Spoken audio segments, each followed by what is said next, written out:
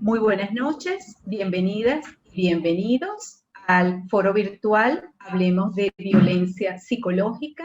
Este foro es una iniciativa del proyecto Por Nosotras, Acción por la Igualdad para el Desarrollo, proyecto que avanzan ABESA, la Asociación Venezolana para una Educación Sexual Alternativa, junto con Aliadas en Cadena y con el apoyo de la Unión Europea.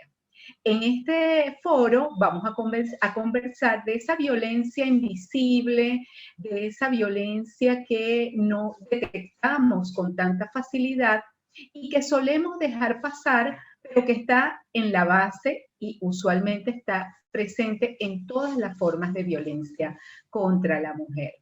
Para conversar de esto tenemos de invitada a Milagros Fagundes. Ella es psicóloga clínica, es psicoanalista, además durante varios años fue coordinadora del Servicio de Atención Psicológica de ABESA y digamos que sigue siendo, por supuesto, de la casa.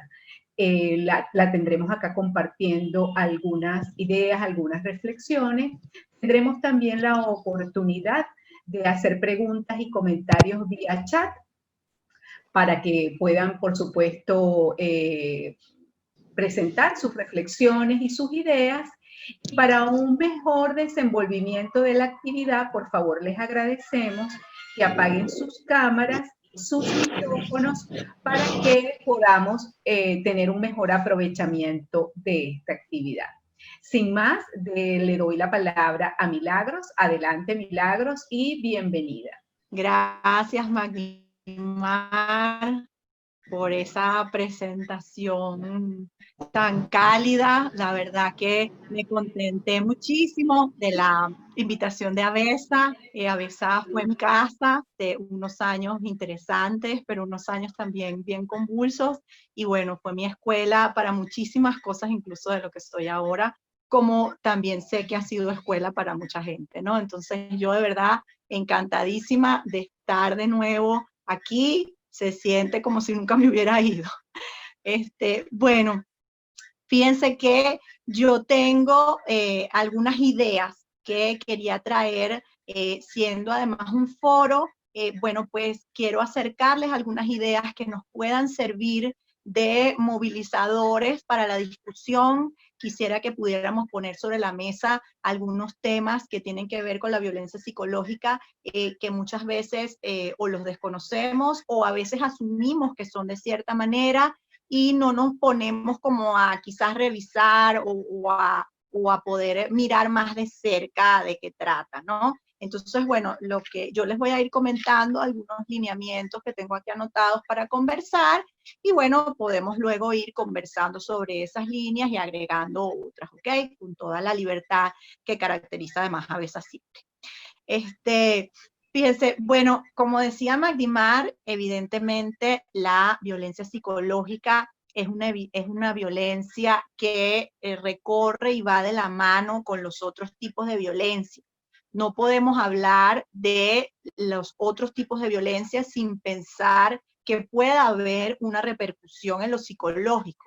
Tan simple como que, bueno, no podemos descontar el efecto de la violencia en la psique de las víctimas, en la psique de los victimarios, además en esa psique social y todo ese estrato que resiente y que sostiene las relaciones de violencia, ¿ok? Entonces, una cosa que tenemos que tener siempre presente primero es que la violencia psicológica tiene sus sedes, por decirlo así, en cada uno de los tipos de violencia. Y hablar específicamente de violencia psicológica es hablar también de ciertos mecanismos que comienzan a operar, que comienzan a moverse en ese escenario cuando de pronto no hay otra evidencia visible o tangible hasta cierto punto, ¿sí? O sea, lo veíamos en la presentación de la promoción del evento. La violencia psicológica suele tener una presencia sutil, una presencia menos, digamos, evidente muchas veces, y una de las complicaciones o de las dificultades que representa tanto para las víctimas como para los victimarios es que sus efectos contundentes y más evidentes se manifiestan cuando la violencia ha recorrido ya un lugar importante y ha generado ya unos efectos dramáticos, ¿sí? Y digamos, perturbadores en la persona. Esta es una de las razones por las que saber de violencia psicológica, pensar en la violencia psicológica per se es tan importante, ¿sí? Porque no nos damos cuenta de cómo esto va operando y cómo va increciendo hasta que hay una evidencia contundente que muchas veces puede tener que ver con una evidencia en el cuerpo, porque se sumó quizás la violencia física, con una, digamos, con una evidencia en lo social, porque se pudo haber sumado una violencia económica, porque se pudo haber sumado un acoso laboral, ¿ok?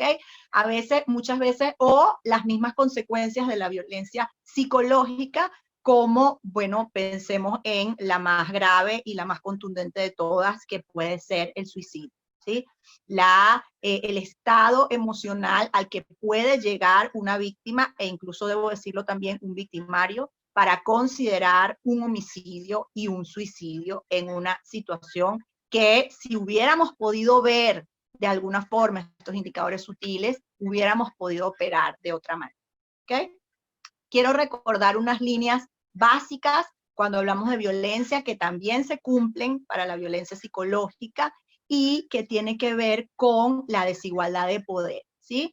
Como subyacente a todos los tipos de violencia, la desigualdad en las posiciones de poder constituye el caldo de cultivo a partir del cual comienzan a germinar los mecanismos, las acciones, las actitudes, los pensamientos y los afectos que luego van a configurar una situación de violencia, ¿sí? Y de violencia psicológica en este caso.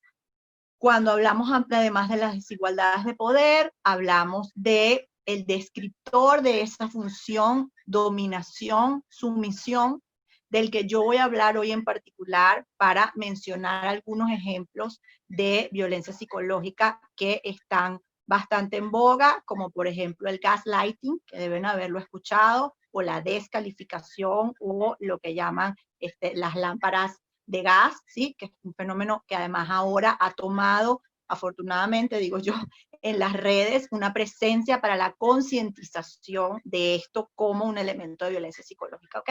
Vamos a hablar de eso, tomando como descriptores la función de sumisión y dominación, ¿cierto? Vamos a hablar también de poder en el sentido como lo trae Foucault, ¿verdad? Al hablar del poder como una red que produce, ¿sí? Saberes, que produce sentidos y que articula el cuerpo social. Es decir, que en todas las relaciones el atravesamiento del poder y sus efectos, ¿verdad? Va a tener de alguna manera una consecuencia en lo que va a ocurrir en esa relación. ¿Okay? Y en este caso de la violencia, la desigualdad en esas posiciones de poder, y voy a decir ahora, más importante, que se perpetúe la desigualdad en las posiciones de poder, termina aportando los elementos que germinan en la violencia. ¿Okay? También quiero que podamos pensar en que cuando hablamos de poder, ¿sí? Que es una palabra amplia, que es una palabra diversa, que tiene mucho significado, tenemos que pensar en que cada persona y cada dupla y cada pareja y cada grupo va a otorgar significados de poder distintos y va a asociar también conceptos distintos con el concepto de poder. Lo que es para mí tener poder o no tenerlo, ¿sí? Puede tener que ver con una serie de requerimientos o una serie de propósitos que para otra persona pueden no tener importancia. ¿De qué estoy hablando? Para mí, por ejemplo, las desigualdades de poder pueden venir del lado de lo que significa o no tener dinero.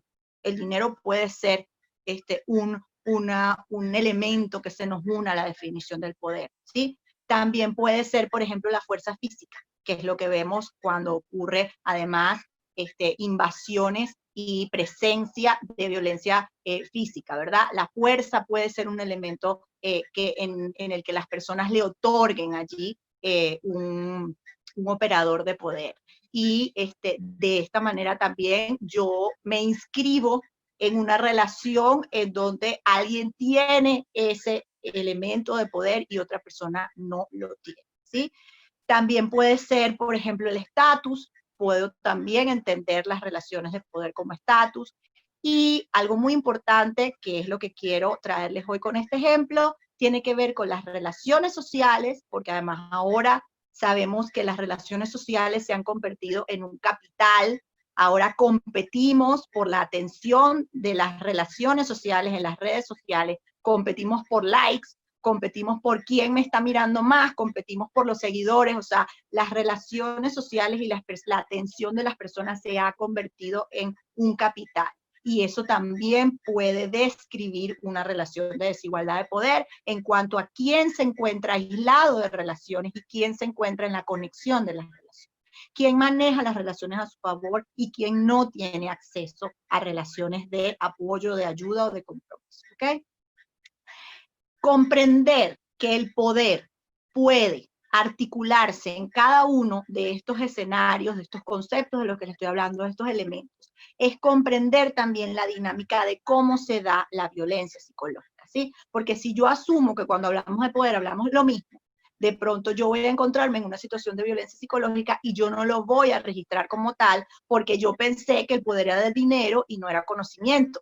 Entonces yo digo, bueno, esto no me puede pasar a mí porque yo soy una mujer profesional que gana muchísimo dinero.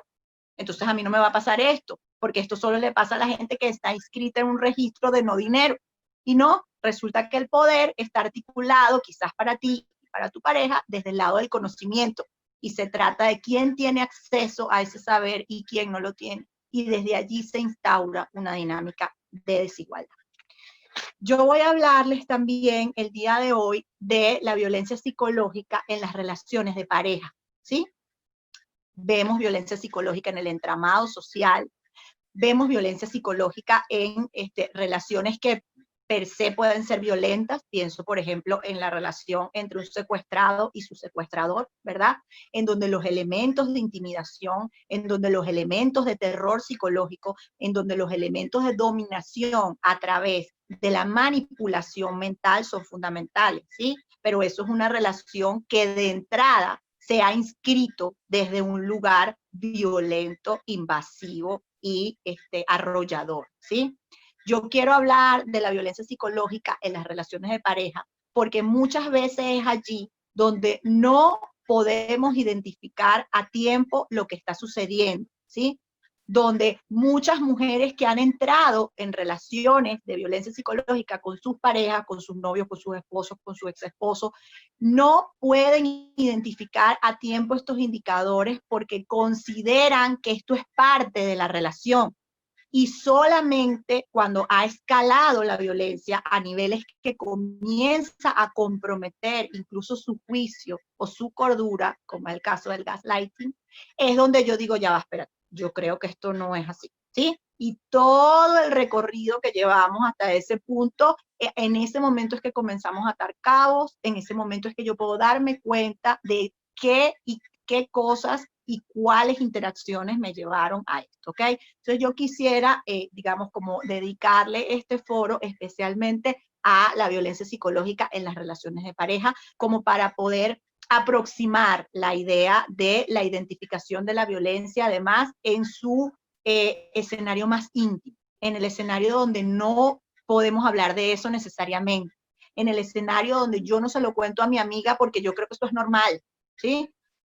Y me doy cuenta que no es normal cuando le pregunto a ella cómo es su relación de pareja y ella me dice que está en otra cosa completamente distinta. Entonces después empieza el problema de que no se lo cuento porque me da vergüenza, porque ya me di cuenta que no es normal y no se lo voy a contar porque estoy avergonzada. Ese escenario en donde no hablamos frecuentemente de violencia es el escenario que les invito hoy a que podamos discutir, ¿ok? Entonces, ¿qué cosas que yo llamé esto así? ¿Cómo se gesta la violencia psicológica dentro de una relación? ¿Sí? ¿Qué elementos de las relaciones humanas permiten naturalizar y invisibilizar los indicadores iniciales sutiles de violencia psicológica?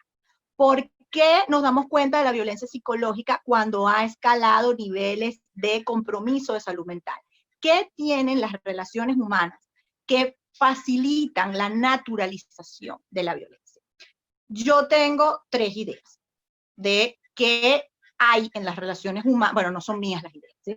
Obviamente las comparto con muchas otras personas y he leído, por supuesto, de esto, pero digamos, yo traigo 3 ideas que quiero compartir con ustedes sobre qué hay en las relaciones humanas que permiten la naturalización de la violencia. ¿Por qué una de cada 3 mujeres puede reconocer que ha tenido episodios de violencia psicológica en sus relaciones de pareja, presentes o pasadas, y solo puede hablar de ello cuando la relación termina? Porque uno, hay en el imaginario colectivo y en el imaginario romántico, si vamos a hablar de las relaciones de pareja, la idea de, y esto es válido para cualquier tipo de relación, independientemente de su orientación sexual, ¿sí? Es válido para relaciones homosexuales, para relaciones bisexuales y para relaciones heterosexuales.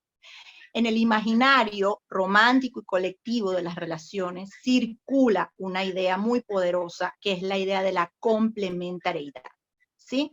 Lo que llamamos como mi media naranja, mi alma gemela, cualquier nombre que le quieran poner, ¿verdad? La idea de que yo soy una mitad y yo debo encontrar mi otra mitad que me complemente y con la cual yo haga un todo que no tenga vacíos ni espacios de duda, ¿sí? La complementariedad funciona de una manera sutil y yo diría que bastante silenciosa en las relaciones, porque la complementariedad no me permite discriminar cuando es momento de ir. Porque yo estoy todo el tiempo pensando que yo debo aportar, que yo debo dar, que yo debo arreglar, que yo debo completar. Y también estoy todo el tiempo pensando que deben arreglar, que deben completar y que deben llenar, ¿sí? Este circuito que se establece alrededor de la complementariedad, ¿verdad? Además, no permite de alguna manera reconocer espacios de, digamos, como de satisfacción fuera de la relación de pareja, ¿sí? Yo pongo todos mis huevos de satisfacción en la relación de pareja y no estoy hablando de satisfacción en general, estoy hablando de satisfacción amorosa, ¿sí? Que ya vamos a ver que la satisfacción amorosa tiene una historia bien para atrás desde que éramos bebés. Esto no es de gratis que de la noche a la mañana tú te pensaste que la complementariedad era lo que necesitabas. Esto viene de mucho antes, ¿sí? Entonces, de alguna manera, esta idea de la complementariedad comienza a operar de una forma en el que yo estoy todo el tiempo apostando a esa dupla que es completa, que es cerrada y que de alguna manera es perfecta, ¿sí? Y si no lo logro, entonces yo me digo a mí misma que tengo que esforzarme más para lograrlo. Esta dupla de la complementariedad define además lugares distintos también en digamos, como en estos pares de los que hemos hablado, ¿sí? Define lugares distintos en la dominación y sumisión y también define lugares distintos en otro binomio más, que es el binomio activo-pasivo, ¿sí? ¿Por qué? Porque de alguna manera el tema de yo pensar que en una relación amorosa yo debo encontrar esa sensación de completud que me llene y que no debo buscar a nadie más y que lo que conseguí debe y tiene que ser todo y suficiente, ¿verdad? Me impide a mí, de cierta manera, establecer la diferenciación que se necesita para reconocer al otro como alguien alterno, ¿sí? Porque cuando yo apuesto a la complementariedad, yo estoy esperando que me den lo que yo creo que me complementa. No es que yo voy a encontrar por la vida una cosa que me complemente, sino que yo creo que me deben dar unas cosas para yo estar completa y esas cosas las voy a empezar a exigir. La complementariedad opera distinto en hombres o en mujeres, ¿verdad? Porque para las mujeres puede estar asociado, y digo puede porque no siempre, pero puede estar asociado a un elemento materno. Y con un elemento materno no me refiero a que tengas que ser mamá para que te pase esto, ni siquiera me refiero a que tengas que querer ser mamá. No tiene nada que ver con el ejercicio de la maternidad.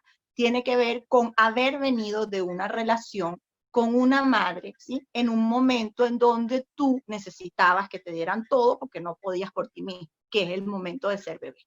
Para las mujeres puede estar asociada a la complementariedad con otorgar ese todo, ¿verdad? Para crear esa dupla que te coloca en una posición materna. Entonces te coloca en el lugar de tener que estar dando, ¿sí? Y dejar un poco de lado la necesidad incluso de recibir, ¿sí? Porque tú estás completa con dar y con que el otro esté feliz con lo que recibe. Pero no es cierto, no es verdad, ¿sí? Es una ilusión como lo es como es ilusión la idea de que vamos a estar completos. Eso no es posible, ¿sí? Y en el hombre opera también de manera distinta, porque en el hombre opera también por una relación con la madre, como la idea de que tiene que tener alguien que lo complete y tiene que buscar alguien que lo complete. Ese lugar de completud también va a tener otros significados, y lo vamos a ver ahorita cuando veamos los mecanismos que tienen que ver con la violencia. La otra idea, el otro elemento que tienen las relaciones humanas, que se articula luego con las relaciones amorosas y puede contribuir a la naturalización de la violencia psicológica, es la dependencia. Las relaciones humanas inician en un estado de dependencia absoluta, que es el estado del bebé recién nacido, ¿sí? No hay bebé si no hay alguien que sostenga a ese bebé. Y me refiero a alguien, puede ser la madre, puede ser el padre, puede ser un cuidador, puede ser alguien que le provea a ese bebé las cosas que necesita para su sustento, no solamente físico, sino para su sustento mental también, que le provea una palabra, que le provea una mirada, ¿sí? Que nuestras relaciones, que todas nuestras relaciones humanas hayan comenzado con un elemento importante de dependencia, implica que solemos unir al hecho de que si una relación es afectiva, tiene que haber dependencia, ¿sí?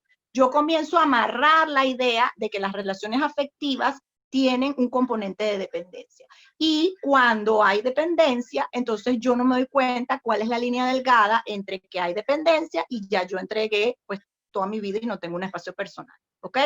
O sea, porque ustedes me podrán decir, bueno, sí, pero hay interdependencia, tú no eres un cactus en el medio del desierto ahí botado. Sí, por supuesto que la hay, pero fíjense en la palabra interdependencia, ¿sí? Hay una relación que establece un dar y un recibir entre dos personas, ¿sí? Aquí estamos hablando, si estamos hablando de desigualdad de poder y estamos diciendo que el poder puede tener diferentes caras, diferentes máscaras, entonces estamos hablando aquí de relaciones de dependencia que están basadas en una relación de desigualdad de poder. Y de entrada, entonces eso hace que la dependencia no pueda convertirse en una moneda de intercambio sano, sino que termina siendo de alguna forma un elemento que circula, ¿ok? Y la última marca que tienen las relaciones humanas para naturalizar la violencia, y yo creo que esto es, digamos, describe o pudiera explicar de alguna manera por qué, digamos, es como tan, no solamente que es naturalizado, sino que hay como una insistencia en nosotros cuando estamos en una relación de violencia, hay como una insistencia de poder pasar esa etapa para llegar a la siguiente, ¿no? O sea, de pensar que esto es transitorio y no pensar que es que la relación es así. El último, digamos, marca es todo lo que tiene que ver con una posición de posesión, ¿sí? La posesión y la apropiación del otro. Y a mí esto siempre, cuando lo hablamos, en estos escenarios, pues que lo conversamos, a mí siempre me recuerda mucho, porque se ve muy evidente en las relaciones filiales, que es de donde viene eso, es mi hijo, es mi hija, ¿verdad? No es el hijo que yo tuve, o no es esta hija que me va a acompañar, es mi hijo, ¿verdad? Y se ve muy evidente en las relaciones entre hijos que han surgido de, digamos, como una relación consensuada, una pareja, un embarazo y un parto, e hijos adoptados. ¿Sí? La importancia que sigue teniendo para nuestra sociedad, que engendremos y generemos un hijo que venga de nosotros mismos, ¿sí? En lugar de poder entender de qué trata la dinámica de adopción, por ejemplo, ¿verdad? Termina revelando que estas relaciones humanas tempranas describen como este marcador de posesión, ¿verdad?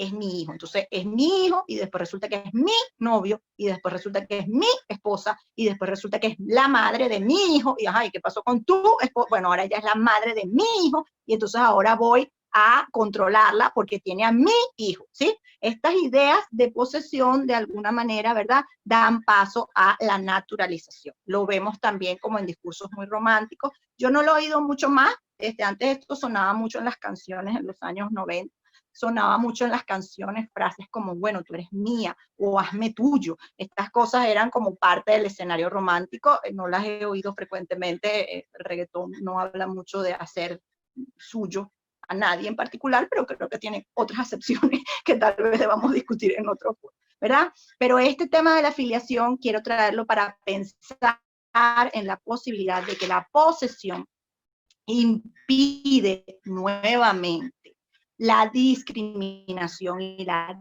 diferenciación, ¿sí?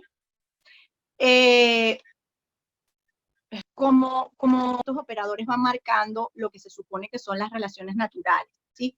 Entre las personas, para poder llegar a un entendimiento y a un ejercicio distinto de esas relaciones, nosotros tenemos que hacer un trabajo. Eso no se va a dar así solo, porque lo que está en nuestra cultura y lo que está en nuestra socialización y lo que describe además la construcción de los géneros es justamente eso. Entonces, para yo poder acceder a otro tipo de relaciones, yo tengo que trabajar. Susana Velázquez en el libro Violencias Cotidianas, Violencias de Género, que es un libro que les recomiendo porque es un libro excepcional. Ella dedica bastantes capítulos a la violencia sexual, pero tiene un capítulo muy bueno titulado, o sea, tiene un apartado que se titula ¿Cómo se hace una víctima?, ¿no? Para hablar juntamente de estos procesos de generación, de estos procesos que se generan, ¿verdad?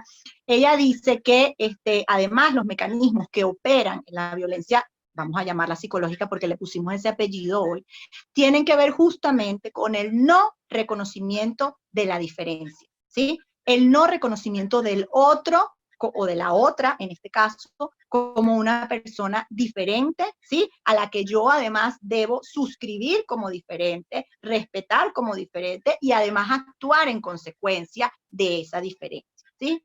Allí ella trae el elemento de que como no hay una diferenciación, se puede considerar, o el victimario en este caso, podría considerar a la víctima como un objeto, ¿sí? Y decir, bueno, yo no lo veo como una persona, yo lo deshumanizo, no lo veo como una persona y por tanto lo trato como un objeto. Yo no estoy muy de acuerdo con ese planteamiento porque me parece que si fuera un objeto, fuera diferente de mí, que soy un sujeto. Al menos la objetivización de lo humano pondría una diferencia, que es que tú eres un objeto y yo soy un sujeto. Repetir el nombre del libro, claro. Violencias cotidianas, violencia de género, de Susana Velázquez. Si yo te veo como un objeto y yo soy un sujeto, al menos hay una diferenciación. Para mí, lo que realmente ocurre es que hay una percepción del otro como un sujeto, pero no es un sujeto separado, no es un sujeto distinto, es un sujeto extensión de mí, es igual a mí, no hay diferenciación, ¿sí? Y claro, aquí ustedes me dirán, bueno, pero no estás hablando de una desigualdad de poder y no estás hablando de que evidentemente además las diferencias entre hombres y mujeres rigidizan los roles de género y eso es lo que cultiva la violencia. Sí, ciertamente, pero es que yo no estoy diciendo que seamos iguales en el escenario jurídico, ni que seamos iguales en el escenario de derechos. Somos iguales en tanto tú eres una extensión de mí y por eso yo puedo usarte como un depósito de lo que yo no quiero dentro de mí, ¿sí? En la medida en que tú no tienes una subjetividad diferente, yo puedo hacer contigo lo que yo necesite hacer como depósito de cosas que yo no quiero, ¿sí? Y esto es muy importante porque además esto opera con muchísima fuerza y de allí deviene además la dificultad de poder comprender cuando una relación es violenta y poder terminar una relación violenta y poder después entrar en un esquema de relación distinto, ¿verdad? Independientemente de que termine o no la relación con mi exnovio, con mi novio, con mi esposo, aquí la clave va a ser que yo pueda luego estructurarme en otro tipo de relación distinta. Si yo les estoy diciendo además que hay todos estos componentes de las relaciones humanas, ¿verdad? Que así comienzan. Entonces, por eso entendemos por qué de alguna manera todos somos susceptibles de entrar en una dinámica violenta. Y esto contribuye a despatologizar la violencia, como que eso solamente le pasa a la gente que está loca, como que eso solamente le pasa a la gente que tiene problemas, como que eso solamente le pasa a las mujeres que no se quieren a sí mismas, como eso solamente le pasa a los hombres que son unos freaks del control, ¿verdad? A despatologizar la violencia como algo que le ocurre solo a gente que tiene trastornos mentales, ¿sí? Y comenzar a entender la violencia como algo que puede en cualquier momento alcanzarnos en una relación de pareja si no estamos atentos a estas cosas que hoy estamos conversando. ¿Okay? Entonces, fíjense, el tema de considerar a la otra, en este caso, si vamos a hablar de violencia de pareja psicológica, donde hay un victimario que por razones, digamos, como además culturales y razones de la construcción del entendimiento de los géneros, ¿verdad? Pues entonces sabemos que hay una estructuración de lo masculino que está como frecuentemente necesitando ocupar ese lugar del victimario para asegurar esa masculinidad y para asegurar esa autoridad, y hay una posición femenina que también está como en la lucha, pero en la lucha por completar, en la lucha por entender, en la lucha por tratar de solucionar, y desatiende la propia dimensión personal que puede estar en él, ¿ok? Entonces, cuando yo considero al otro como un no diferente a mí, como que yo puedo hacer con ese otro lo que yo quiera para efectos de mi drenado de cosas que yo no quiero, ¿verdad? Yo comienzo en esa persona a operar ciertos mecanismos que la coloquen en el lugar, y aquí voy a usar esta palabra que no es mía, es una palabra, digamos, como que he leído frecuentemente, sobre todo cuando hablamos de relaciones que, como les digo, están inscritas en estas formas desde temprano.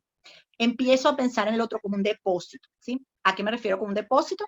Un depósito, tal cual. Un cubo, imagínense un tobo. Yo te uso a ti como un tobo, y todo lo que está, todo lo que yo no quiero de mí, todo lo que yo desecho, todo lo que no tolero dentro de mí, todo lo que no soporto, te lo pongo aquí en este tobo. Y eso yo considero que eso no es mío, que eso está ahí y yo me desentiendo de eso, ¿verdad? ¿Esto qué quiere decir? Que hay una serie de contenidos que se van a ir depositando en la persona víctima. Y ese depósito va a generar efectos psicológicos importantes al tener que procesar, al tener que cargar, al tener que elaborar cosas que no solamente no son tuyas, sino que además son destructivas, que son dañinas, que son violentas, ¿sí? Que son de alguna manera además tóxicas, ¿sí? Sé que está de moda la palabra, pero incluso me refiero a tóxico en el sentido de que te contamina, de que afecta tu percepción, de que afecta tu manera de entenderte a ti misma, de que afecta la forma como tú estás percibiéndote y percibiendo esa relación, ¿ok? Cuando pensamos en que este puede ser el mecanismo, que hay una dificultad para comprender al otro como una persona diferente, tratarlo con el respeto que merece la alteridad y considerarlo en su voluntad, yo comienzo a usar la dominación como un mecanismo, porque yo siento que mi voluntad se hace voluntad en ese otro, porque somos lo mismo, ¿sí? Yo no considero que tú tengas una voluntad aparte. Yo lo que considero es que mi voluntad se ejecuta en tu cuerpo y en tu cabeza, ¿sí? Y entonces la otra persona comienza a perder justamente los escenarios de voluntad, porque está tomada de lo que el otro le dice. Esta frase clásica que nosotros escuchamos siempre de, mira, eso no es mío, eso es tuyo. Eso, que es tan importante, decir, ya va, espérate. A mí no me venga, o sea, no me digas a mí eso porque eso no es mío. Eso no lo cargo yo, eso es tuyo y tú me lo estás poniendo a mí. Esa frase tan importante, ¿sí? Que parece tan fácil decirla. Es tan complicada llegar a eso en las relaciones amorosas porque estamos todo el tiempo apostando a la complementariedad, a la posesión y a la dependencia. Entonces poder decir, no, mira, o sea, lo siento, carga tu mono porque eso no tiene que ver conmigo, ¿verdad? Es el resultado de un proceso de defensa me refiero de defender nuestra identidad y de poder construir una barrera, ¿ok? Dicho esto, quisiera ilustrar de pronto cómo funciona esto en los fenómenos que tienen que ver con violencia psicológica. Sabemos que hay fenómenos de violencia psicológica que para nosotros, incluso no solamente para las víctimas que están inmersas en esa relación y se les dificulta mucho comprenderla, sino para nosotros que estamos en el afuera, son más fáciles de percibir, como por ejemplo el tema de la violencia que hay detrás de los celos. ¿Sí? Y estoy hablando de los celos cuando los celos se convierten realmente en un elemento que perturba, que anula la posibilidad de la diferencia y que además controla excesiva y constantemente la voluntad y el ejercicio del otro, ¿okay? El ejercicio libre del otro. Eso puede ser como más evidente, ¿verdad? El control también puede ser más evidente. ¿Por qué? Porque lo que pasa con este mecanismo, que lo recoge Susana en el libro, pero para mí tiene otro, para mí el mecanismo es el mismo, pero yo lo veo quizás con otros actores, con otros nombres, ¿verdad? Es como que, bueno, si yo te voy a usar como un depósito y yo voy a anular tu voluntad, yo necesito que las cosas que yo deposité se queden ahí y no se devuelvan. Porque si tú me dices, ya va, espérate, esto no es mío, tú tienes que lidiar con eso y yo me voy a hacer mis cosas y tú ves cómo lidia. Si eso se me devuelve, cuando se me devuelva, se va a devolver mucho más terrorífico y mucho más horrible de lo que yo lo coloqué. Entonces yo tengo que garantizarme como victimario que lo que yo coloqué ahí no se devuelva. ¿Y cómo hago eso? Con control, ¿sí? Con manipulación, con dominación y con anulación constante de la voluntad. Si yo mello tu voluntad, tú ya no me vas a poder devolver nada, porque tú no estás en capacidad ni siquiera de discriminar qué es lo tuyo y qué es lo mío. Y ahí se va a quedar y tú vas a quedar plena de eso, ¿sí? Hasta que la relación termine y tú veas eso desde afuera y digas, ay, perro, déjame sacar, así como cuando uno hace limpieza de closet, déjame sacar todo esto que no era mío de mi sistema y bueno, no se lo vas a devolver porque ya terminaste con él, pero lo botas, ¿sí? Lo sacas y bueno, verás que aprendes de eso, ¿ok? Entonces, cuando este mecanismo opera también de manera muy sutil. Y por eso yo quería traer el gaslighting como un ejemplo, ya para cerrar, digamos, con esto, ¿no? Y lo que me llama la atención y me parece importante que discutamos del gaslighting es el ataque que hace el victimario de la relación, o sea, de violencia psicológica, el ataque que hace de la percepción de la víctima, ¿sí? En el gaslighting, lo importante que sucede, y mucha gente me ha consultado, me ha dicho, esto es gaslighting, esto no es gaslighting, esto es gaslighting, no. Lo importante que sucede en el gaslighting es que hay un comportamiento sistemático y el uso de unos mecanismos sistemáticos que atacan la percepción de la víctima como sujeto alterno diferenciado, ¿sí? Y la sincronizan con el discurso de poder del victimario. Yo digo que tú estás loca y te lo digo por esto, por esto y por esto, y busco esta evidencia y esto no es así, y tú eres una exagerada y tú estás sobre reaccionando y tú siempre lloras por todo y tú estás todo el tiempo pidiéndome cosas cuando yo te he entregado a ti en la vida mi alma y tú me sigues exigiendo cosas, ¿verdad? Yo comienzo a instaurar en el discurso una ataque a la percepción de la víctima que le impide, fíjense, le impide validar la realidad. Y aquí vamos a tener el fenómeno más importante que tenemos que comprender, porque esto es lo que termina perturbando tanto el sistema psíquico que puede incluso llevar a una persona al suicidio. Porque la víctima va a tener dos realidades. Va a tener la realidad que se presenta en el discurso de su relación de pareja y va a tener la realidad fáctica, ¿sí? Porque no va a dejar de ver la realidad a menos que se psicotice, pero no va a dejar de ver la realidad va a estar ahí, ella va a salir y va a haber otras relaciones.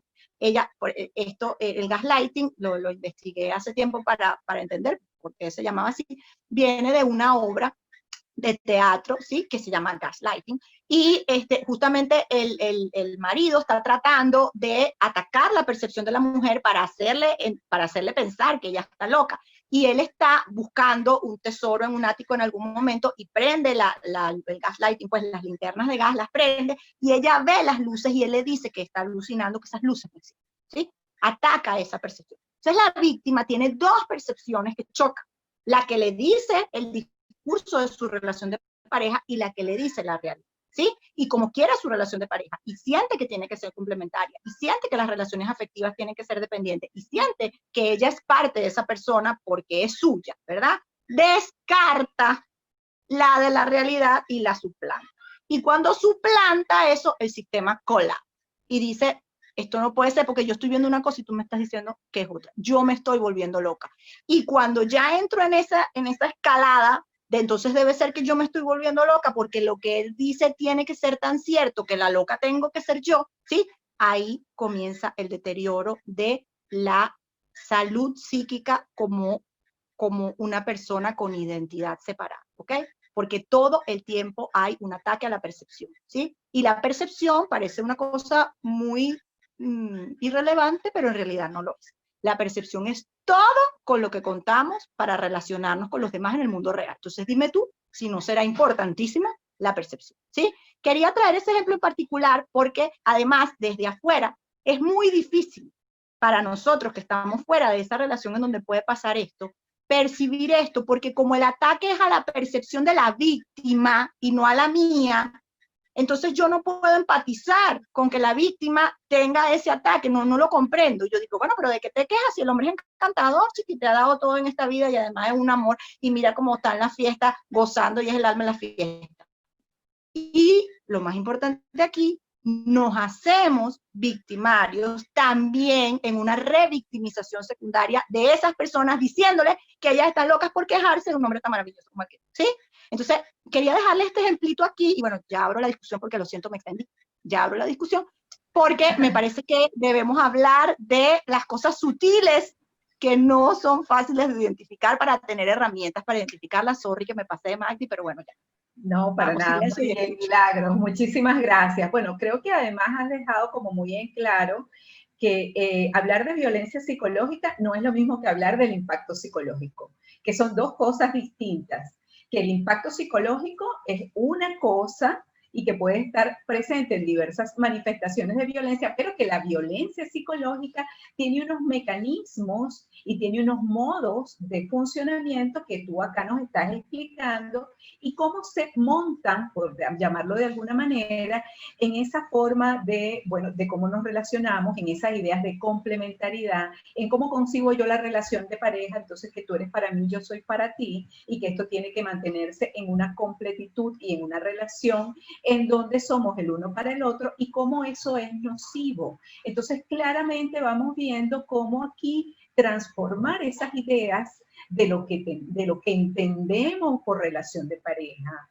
de cambiar esas ideas de que, bueno, somos personas que dependemos de un otro. Bueno, son puntos allí claves para poder hablar de prevención de la violencia psicológica. Pero tenemos unas preguntitas por acá de las personas que nos acompañan, te las leo rápidamente. A ver, un segundito. Fíjate, Amanda pregunta, ¿este tipo de interrelación que has explicado se puede dar entre hermanos de edades cercanas? Esa es una pregunta. Y otra, ¿cómo hacemos para manejar a la víctima cuando ya está tan deteriorada esa percepción de la realidad? Esta segunda la pregunta Tachi Osorio. Vamos con esas dos primeras. A ver, ¿qué nos dirías? Ok. Fíjense, como dije, yo hoy me quise enfocar en las relaciones de pareja, pero en toda relación donde haya desigualdad de poder, es una relación que puede generar un caldo de cultivo para que aparezcan elementos de violencia y de violencia psicológica, ¿sí? Si me estás diciendo que son hermanos de la misma edad, yo pensaría, bueno, que el operador de la desigualdad de poder ahí de pronto no es la madurez, pero como ya dijimos que el poder tiene muchas máscaras, bueno, puede ser justamente que un hermano esté inscrito en un lugar de poder que el otro hermano piensa que no tiene. Y ahí hay una desigualdad de poder que evidentemente puede, como les digo, instaurarse posteriormente por la perpetuación de los lugares de desigualdad. Entonces, sí, es posible. Lo que pasa es que yo hoy quise centrarme en las relaciones afectivas, en las relaciones amorosas, porque quería hablarles de estos preceptos. Esa pregunta siempre es importantísima porque, bueno, nos hace poner siempre pies en la realidad. Una de las consecuencias difíciles que puede tener en la afectación dramática del ataque de la percepción es que en algún momento la persona anuncia, alerta, dice que ella no puede más, pues se está volviendo loca. ¿Sí? La incongruencia que produce la realidad fáctica con la realidad del discurso de pareja comienza a generar un nivel de malestar tal que la persona te dice, es que yo me estoy volviendo loca porque en verdad yo no entiendo por qué yo soy tan infeliz con este hombre que es una maravilla, ¿sí? Si yo comprendo cómo opera el mecanismo y escucho lo que está detrás de eso, yo voy a convertirme en un puente de ayuda y no en un agente de revictimización. Y esa es la manera de ayudar, ¿sí? Porque cuando ya llegamos a ese punto de afectación, pasan dos cosas. Realmente está muy afectada y hay que atender el llamado porque realmente está muy afectada, pero también ese nivel de afectación es la última bandera que ella está, ¿sí?, moviendo para pedir ayuda. Y si yo me coloco en el lugar de escucha y no la revictimizo y le digo, sí, tienes razón, de verdad que tú eres una malagradecida porque ese esposo tuyo es una maravilla, ¿verdad? Y mira los hijos tan bellos que tiene, chica. Si yo no digo eso y yo escucho de qué va, yo puedo entonces convertirme en esa puerta de salida que le permita a ella validar de nuevo la realidad fáctica y que la realidad fáctica tenga más peso que la realidad del discurso de pareja, ¿sí? Que es lo que realmente uno termina haciendo, diciéndole, mira, tienes toda la razón, las luces estaban prendidas en el ático, yo no sé por qué él te dijo que estabas loca, ¿sí? O sea, darle más peso a la realidad fáctica para que ella comprenda que la realidad del discurso de pareja es una realidad tergiversada, ¿sí? Exacto. Una de las cosas que un poco en mi trabajo psicoterapéutico con pacientes es intentar acompañarla a que ella vuelva a narrar y que ella vuelva a escucharse la propia historia que está contando, y en ese proceso de reelaboración ella misma se va dando cuenta de lo distorsionado del discurso que le están imponiendo. En el mismo proceso de elaboración psicológica es posible que la propia víctima termine dándose cuenta cómo es que yo me di cuenta de eso. E incluso cuando le hacemos pequeños señalamientos, intervenciones, pero fíjate que me acabas de decir esto, pero fíjate que también estás señalando tal cosa, son elementos que contribuyen a darse cuenta de que esa percepción fue impuesta, estuvo distorsionada, y es un poco invitarla a creer en su propia percepción. Y puede ser tan grave, a que ella, bueno, saque la conclusión de que no vale la pena seguir viviendo, ¿sí? Y entonces, bueno, definitivamente, entonces yo concluya que lo único que hay que hacer es que me debo suicidar, por ejemplo. Entonces, definitivamente las consecuencias son bastante graves. Por acá, Alicia nos pregunta, ¿cuáles serían las señales de alerta? Porque como víctima que fui, me costó mucho darme cuenta del barranco por donde me estaba lanzando. Acá, bueno, felicitaciones de dos personas. Bueno, vamos a comentar un poquito de estas señales de alerta que nos está preguntando Alicia. ¿Qué nos puedes decir, Milagros?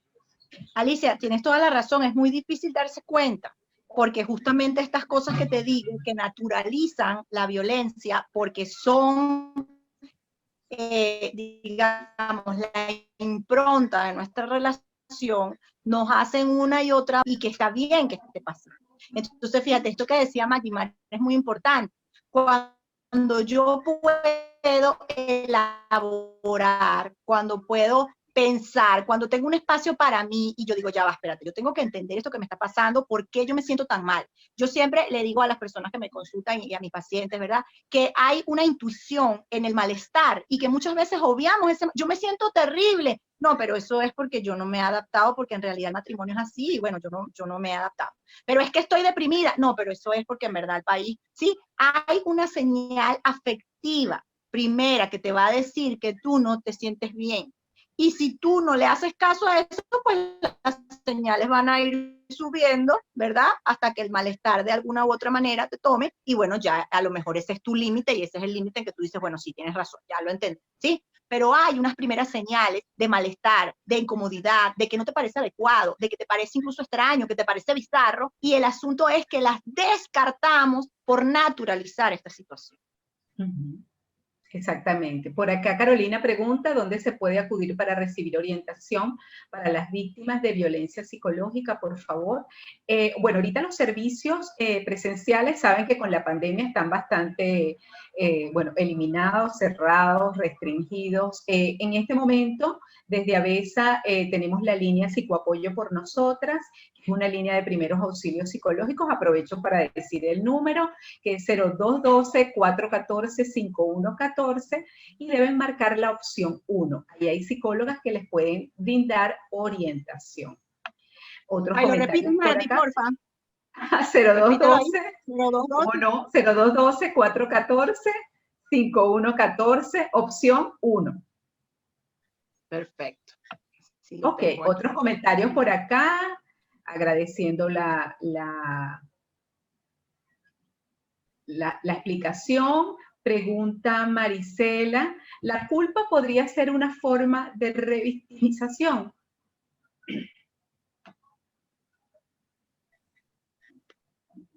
No entendí mucho. Tú Ella lo dices pregunta, como... ¿la culpa podría ser una forma de revictimización? Claro, la culpa podría ser una consecuencia de la violencia psicológica, efectivamente. O sea, en donde, como tú decías, Milagros, bueno, deposito en ti todo lo que no quiero tener en mí. Entonces, claro, tú eres la culpable. Y yo, en tanto yo asumo la culpa, o sea, estoy absorbiendo esa violencia, esa cosa, ¿no? Estoy absorbiéndola como depósito. Entonces, claro, más que una forma de revictimización, yo diría que es un síntoma. Es un síntoma de... Bueno, puede ser una forma de revictimización cuando yo fuera de la relación hago sentir culpable a la víctima por su pedido de ayuda, ¿sí? Que es esto que estoy diciendo. Como que, bueno, o sea, pero tú estás loca y tú ¿por qué te quejas de un hombre tan maravilloso? O sea, pero bueno, tú eres inconforme, chica, ¿no? O sea, cuando yo, insidiosa, la que no es válido lo que me está diciendo, estoy revictimizando, sí, ahí sí sería una revictimización. Exacto. Por acá Carolina comenta, perdón, tengo una amiga cuyos hermanos, todos tienen más de 50 años, no ayudan en la casa, no aportan dinero y la maltratan continuamente psicológicamente. Ella mantiene el hogar y vive un infierno, pues todos son solteros y ninguno se ha independizado. ¿Dónde la puedo llevar para que reciba ayuda? Yo soy su paño de lágrimas, pero deseo ayuda de verdad. Gracias. Bueno, creo que habría que recomendarle el número que acabamos de dar y lo ideal es que sea ella quien llame. También presente como la disposición a la ayuda. Natalia pregunta, ¿los intentos de suicidio se pueden usar también como manipulación? Eso es un tema que para nosotros los profesionales de la salud es muy comentado y la respuesta uniforme que siempre damos los profesionales de la salud es que nosotros no desestimamos ningún intento, ningún gesto, ni ninguna idea suicida, ¿sí? No la colocamos en el escenario de la manipulación, digamos, en el sentido de descartarla como que no lo va a hacer o como que lo dice que lo va a hacer y no lo termina de hacer, porque evidentemente cuando la idea de suicidio aparece, hay elementos que hay que revisar siempre. Entonces, siempre que una idea suicida aparece, lo mejor es tomarla en serio. Si no fue, mejor, pero ¿y si sí fue? Entonces, no me la juego con esa, yo me la tomo en serio y si no es, seguimos adelante y si sí es, pudimos prevenir una desgracia. Exacto. Acá pregunta Jenly, si existen varios agresores y se toman medidas con la última agresión, ¿tiene menos importancia? Con lo demás o no con él, ¿sí lo vas a denunciar? Como que de pronto puedes tener varias relaciones violentas y entonces es al último novio o al último esposo el que denuncias. Ya. Bueno, pero yo creo que no se trata de que los otros quizás no tengan menos importancia, quizás fue el momento en que lo pude hacer, quizás fue en el momento en que me di cuenta y no me di cuenta con los anteriores. Creo que también aquí hay un tema de los tiempos en los que las mujeres, bueno, no es tan sencillo, pues ya vimos que esto tiene unos elementos muy complejos y muy profundos, si se quiere, en nuestra personalidad, en nuestra psique, y no es tan sencillo el darse cuenta. Entonces, no es que sea menos importante, pero quizás es con el que he podido dar el paso. Yo más bien celebraría que dio el paso. Buenísimo. No importa si los demás o no, lo importante es que lo dio ahora y lo atravesó, pues chévere. Exacto. Por acá pregunta que si podrías indicar el término que señalaste, algo así como gay light, es gaslighting. Es como, exacto, el término es gaslighting. Por acá le están corrigiendo. Lo pusieron escrito. Chévere. Si está escrito, Ajá, ahí pueden gaslighting. verlo Exacto. para que lo googleen y lo vean allí, lo investiguen. Por acá Gisela, que nos acompaña, también está colocando en el chat los teléfonos, el horario, todo lo de la línea, todos los datos de la línea. Bueno, efectivamente, esto es un tema bastante complejo. La violencia psicológica es muy, muy frecuente. Lamentablemente, las personas no la identifican sino cuando existe la violencia física. Es a veces la violencia física la que me devela de alguna manera la violencia psicológica, o la violencia sexual la que me devela la violencia psicológica.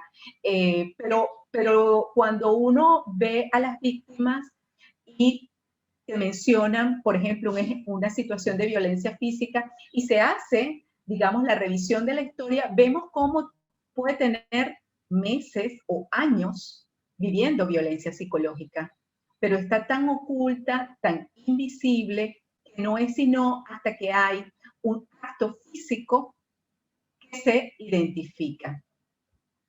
Y eso yo creo que... Eso puede tener que ver con la pregunta que hacían antes. Bueno, a lo mejor en sus otras relaciones no lo identificó y aquí se manifestó de una manera contundente y por eso fue que se dio cuenta y por eso fue que denunció. Porque estamos hablando de lo que le toma a la persona en sus relaciones darse cuenta. No tiene que ver con la duración de una relación, sino en cuántas relaciones he estado yo que eventualmente cuando esto se hace contundente y evidente yo me puedo dar cuenta.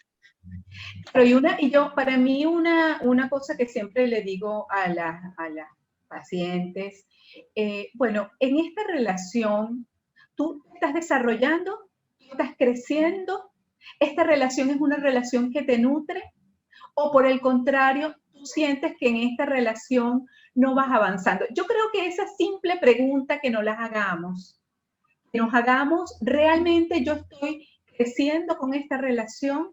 ¿Estoy disfrutando esta relación? ¿O esta relación me está haciendo una camisa de fuerza, me está asfixiando realmente, pero de verdad, de corazón? O más allá de que, bueno, es que es el papá de mis hijos, o bueno, pero es que con él logré, no sé, por ejemplo, un bienestar económico. Más allá de eso, creo que sincerarnos con nosotras mismas en si efectivamente esta relación es una relación nutritiva, es una relación en la que podemos desarrollarnos. Yo creo que en la medida en que respondamos esa pregunta, podremos identificar que estamos en una situación en donde hay violencia psicológica. Así es. Por acá Alicia pregunta, ¿cómo identificar la violencia psicológica en adolescentes? En los noviazgos de los adolescentes como para prevenirlos, hablando desde el lugar de los padres.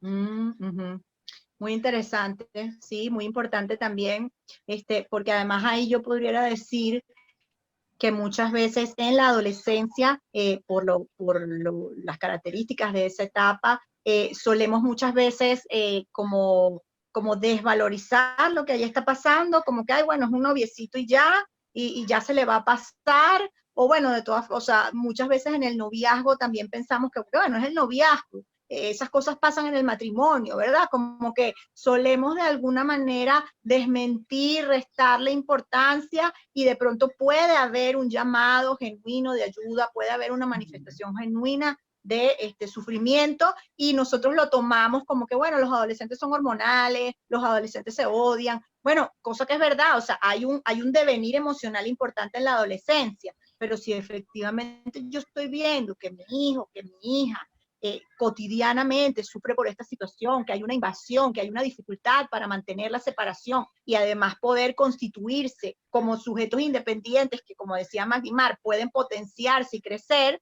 bueno, sea novio o no sea novio, y hay que echar un ojo.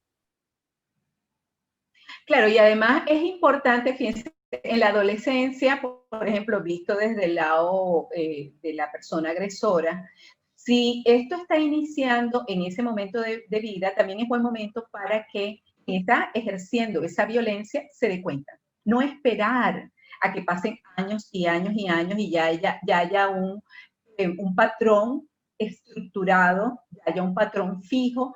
También creo que desde el lado de lo masculino valdría la pena la revisión y el análisis para que esto se prevenga. Así es. La adolescencia es un momento precioso para identificar cómo estas dinámicas se van dando. En la adolescencia son nuestros primeros experimentos de relación de pareja. Entonces, bueno, es propicio para que allí lo podamos mirar. Bueno, Milagros, ¿algún mensaje para cerrar? Bueno, nada, darle las gracias por la conversa tan sabrosa, por devolverme ese momento de lo que significa estar en Avesa y compartir estos temas. Bueno, encantada y agradecida de la invitación. Gracias, las agradecidas somos nosotras realmente por tenernos acá un rato. Mira, rapidito, tus redes, Milagros, están pidiendo por acá. Bueno, yo no soy una chica de redes, les puedo decir. ¿Algún correo por lo menos? Bueno, por lo menos este aspecto de mi vida no es un aspecto de redes, yo tengo otros aspectos, pero este no. Les puedo dar mi correo, ¿verdad? Mi correo electrónico para cualquier consulta, que es ps.milagrofagundes, como es mi nombre corrido, milagrofagundes@gmail.com. PS de psicólogo, ps.milagrofagundes@gmail.com. Por ahí me pueden, bueno, si quieren que les mande lo que escribí, me quieren hacer preguntas, perfectamente me pueden consultar. Seguro que sí, gracias, Milagros. Bueno, entonces feliz noche para todos y síganos en las redes sociales de Avesa, donde seguiremos anunciando las próximas actividades que tenemos. Que tengan buenas noches.